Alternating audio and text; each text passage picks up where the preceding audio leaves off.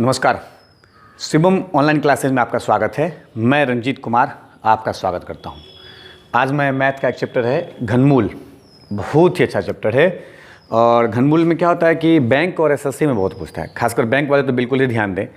इसमें होता है कि पाँच अंक का 6 अंक का घनमूल पूछता है और उसको हम लोग आज 5 अंक का, 6 अंक का, 7 अंक का, कितना बड़ा भी घनमूल क्यों ना उसको चुटकी में ऐसे ही बना लेंगे।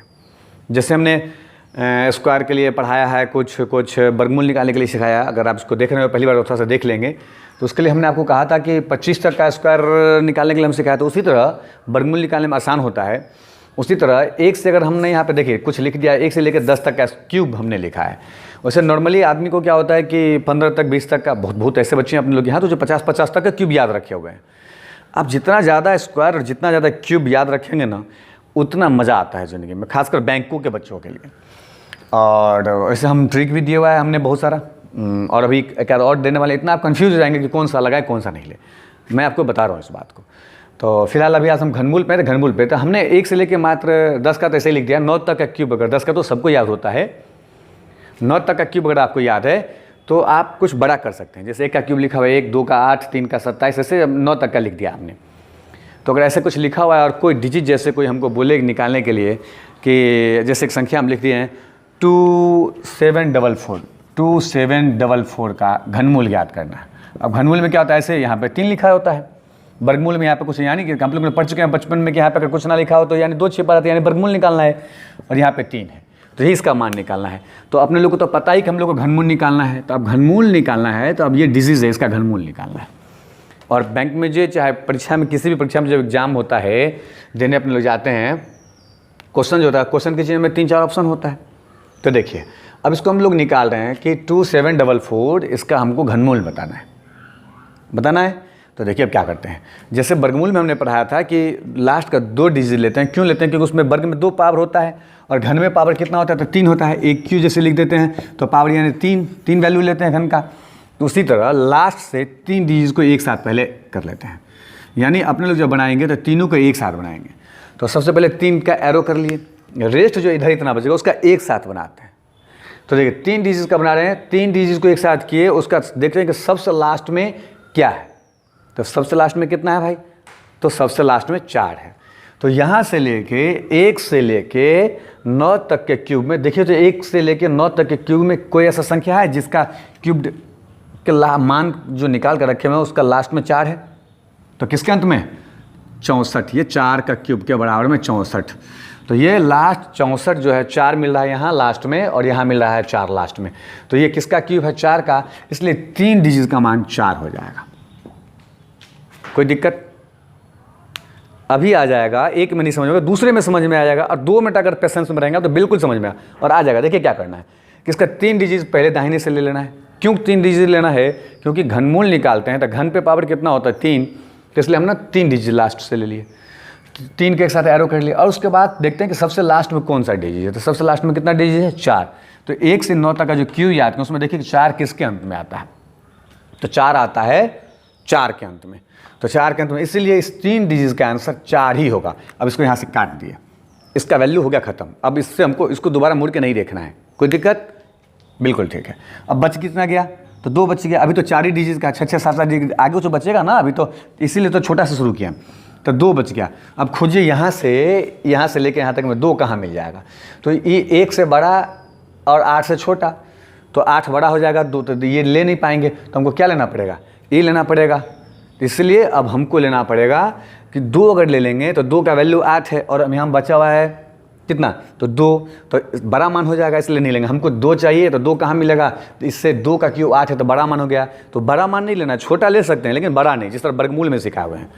तो क्या करना है आपको कि ये 2 का बड़ा हो जाएगा, इसलिए 8, क्योंकि यहाँ 2 का क्यू 8 है और यहाँ हमको 2 ही चाहिए। तो ये कहाँ मिलेगा? तो 1 इससे, तो इससे छोटा है तो ये ले लेंगे। तो 1 इसके आगे में 1 लिख दी, यानी 14 का अगर 3 बार गुना करेंगे ये 14 का क्यूब है। आया समझ में? आया ना? अभी आएगा, देखिए ना। नहीं आएगा तो अभी दूसरा भी लिखते हैं। देखिए जैसे कि लिखा हुआ है 10648। अब इसका घनमूल होना है। क्या लिखा है हमने कि 10648। अब इसका घनमूल बताना है कि कितना होगा। क्या रूल है अपना, गौर से सुनिएगा क्या है, ध्यान से सुनिएगा कि सबसे पहले लास्ट से 3 डिजिट का अंडरलाइन कर लिया, तीनों का आंसर एक साथ लिखेंगे, कर लिए। उसके बाद देखेंगे कि सबसे लास्ट में कौन सा संख्या है, तो सबसे लास्ट में 8 है। तो देखिए 1 से लेके 9 तक के स्क्वायर के बीच में, क्यूब के बीच में किसके अंत में 8 है, 8 कहाँ मिलेगा, तो यहाँ 2 के पास एक ही जगह मिल रहा है, इसमें कोई लफड़ा नहीं है, 2 3 नहीं मिल रहा है, एक ही मिलता। तो 2 का क्यू 8 है, तो इसका मतलब इस तीनों के यहाँ काट दी, इसका मान हो गया 2।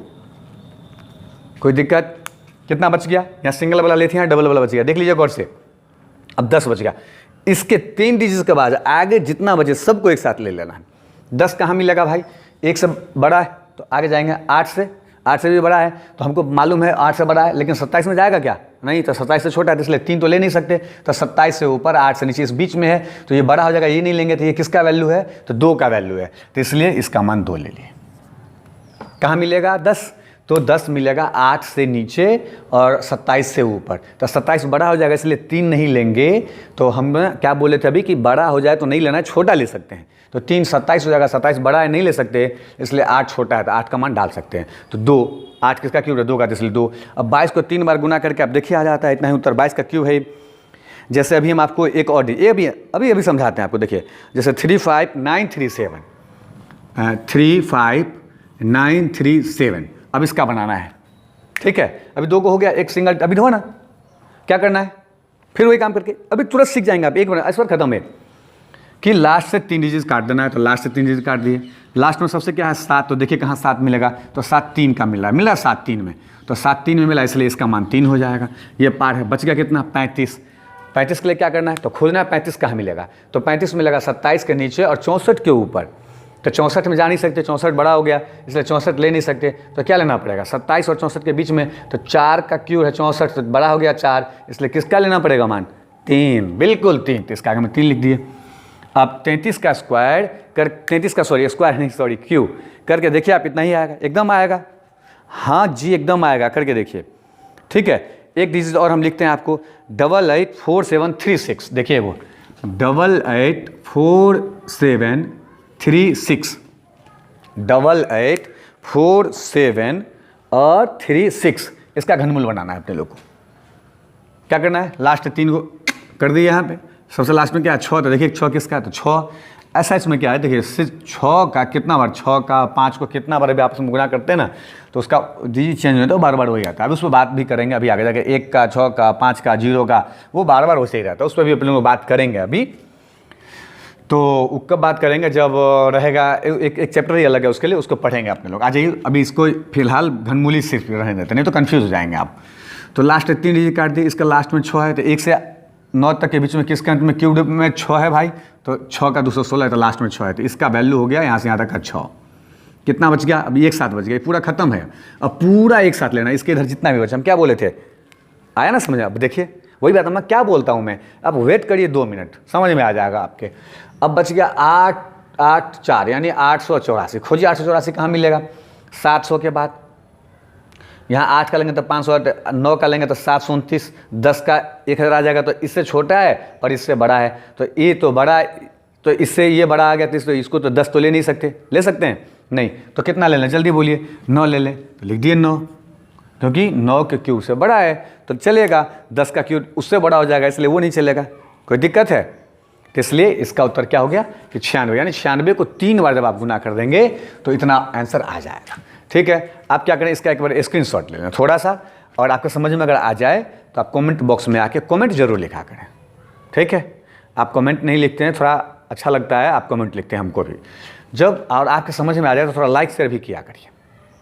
ठीक है, आपके लाइक शेयर, अरे फ्री में तो क्लास मिल रहा है, आपको मिल रहा है ना, कुछ लग रहा है आपका, तो जब फ्री में क्लास मिल रहा है तो थोड़ा लाइक शेयर कर दीजिए ना, आपका क्या जाता है, आपके दोस्त को मिल जाएगा, उसको किसी को न किसी ज़रूरतमंद लोगों को मिल जाएगा, किसी को इसका फ़ायदा हो जाएगा, इसलिए चलिए। ठीक है, धन्यवाद।